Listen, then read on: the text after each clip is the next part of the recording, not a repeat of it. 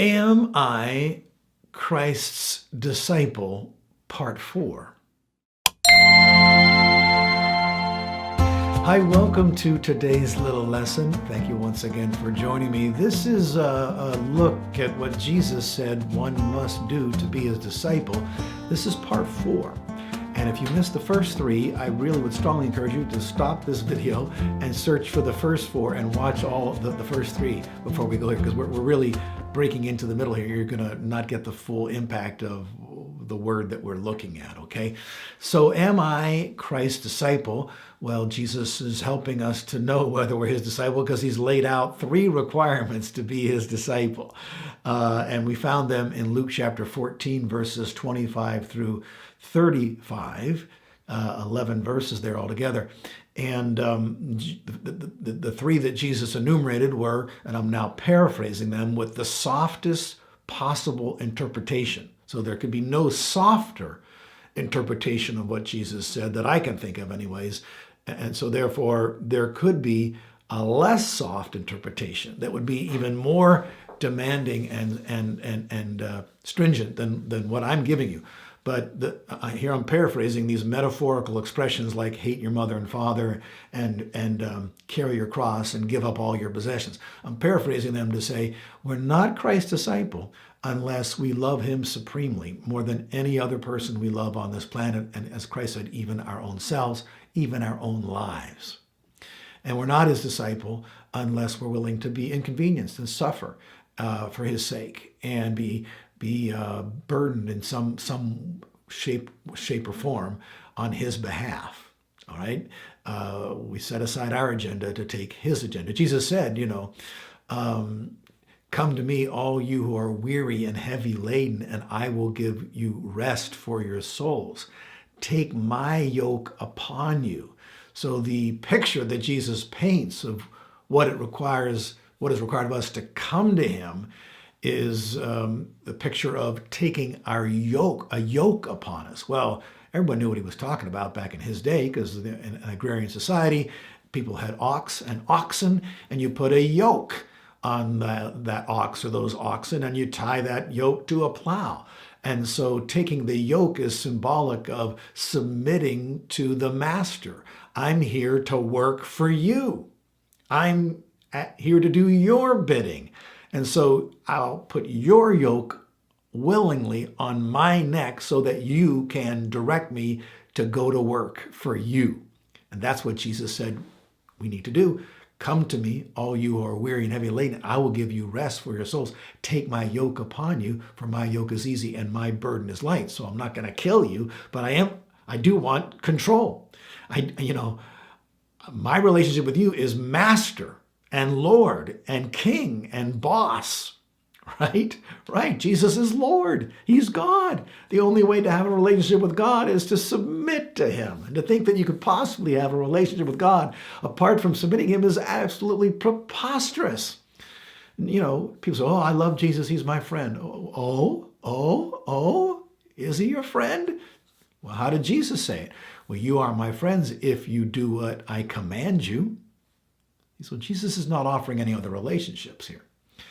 All right, so love him supremely, willing to suffer, and I love him more than any material thing. So I love him supremely, more than any other people, any other person, a family member, my own life, myself. I love him more than my own convenience, my own agenda. I love him more than any material thing, any material pursuit, because I've given up all my possessions, because I can't be his disciple unless I do. And that's what Jesus wants. And that's just another way of saying God wants us to love him with all of our heart, mind, soul, and strength.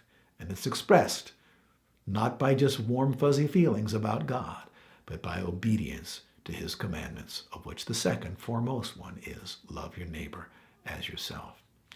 Now, we're coming to the conclusion of this passage in Luke chapter 14, as Jesus is speaking to his fan club, the large crowds, the mega church that's going along with him. Jesus is not satisfied. He wants more than fans. He's God. He deserves much more than fans. So then Jesus says in Luke 14, verse number 34, obviously in typical Jesus fashion, speaking metaphorically, but you have to be dishonest to say that you don't have a clue what he means by this, because he said, therefore, salt is good. Well, it is good, okay? Salt is good for a seasoning. In Jesus' day, salt was also good as a preservative. He said to his disciples, you're the salt of the earth, right? You're what's keeping this earth from going totally rotten. You're the salt there. So therefore, salt is good. But if even salt has become tasteless, with what will it be seasoned? Well, the answer is, if salt would lose its salty taste, how are you going to make it salty? It's lost its one identifying component.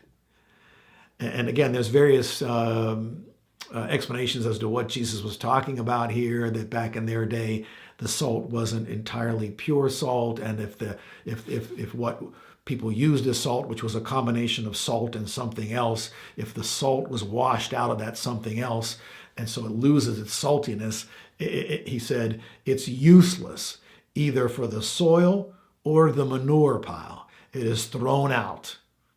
So again, variously interpreted, because what good is salt for soil or salt for the manure pile?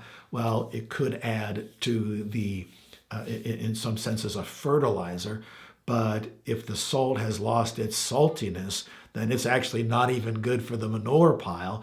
It's not good for anything. It's not good as any kind of fertilizer in the soil. It's thrown out. It's utterly useless.